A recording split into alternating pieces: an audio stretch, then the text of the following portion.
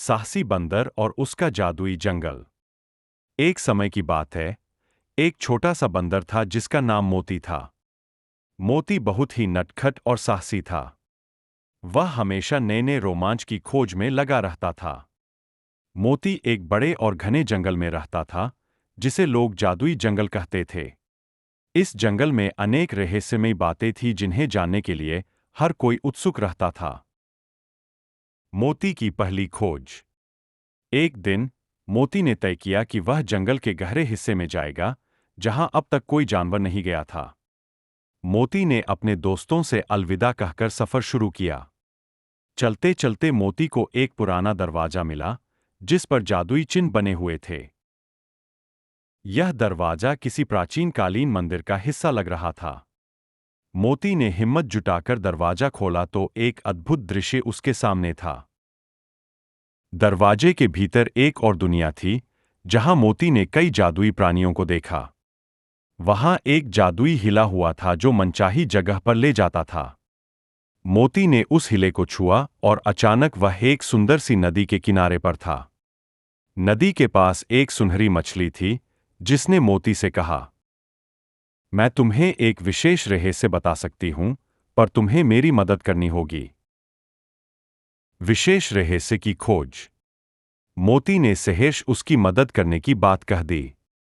सुनहरी मछली ने बताया कि नदी के उस पार एक बड़ा खजाना है, लेकिन उसे पाना किसी महापुरुष के बस की बात है।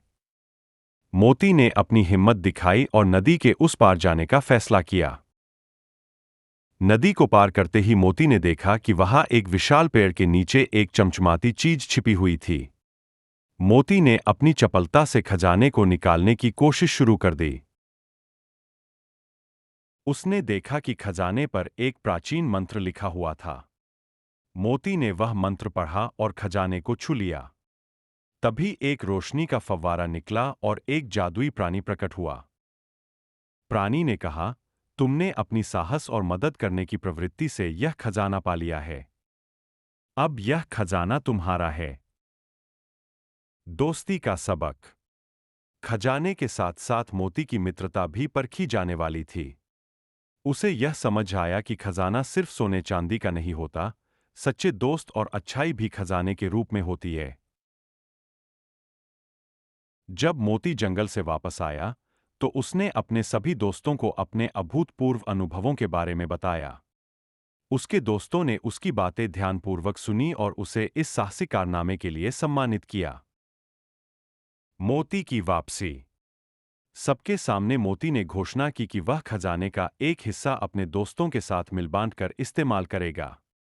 सबसे पहले उसने अपने दोस्तों को जादुई खजाना दिखाया और फिर उस खजाने से जो विशेष वस्तुएं थीं, उन्हें उनके साथ बांटने का निर्णय लिया। उसने कुछ हिस्से का उपयोग जंगल के विकास और सुरक्षा के लिए भी किया। उसने कुछ धन से पेड़ों की रक्षा और जंगली जानवरों के लिए विभिन्न सहायता अभियानों की शुरुआत की। खुशहाल समापन। मोती की उदारता और साहस के चलते वह जंगल और उसके साथी जंगली जीवों के दिल में बस गया।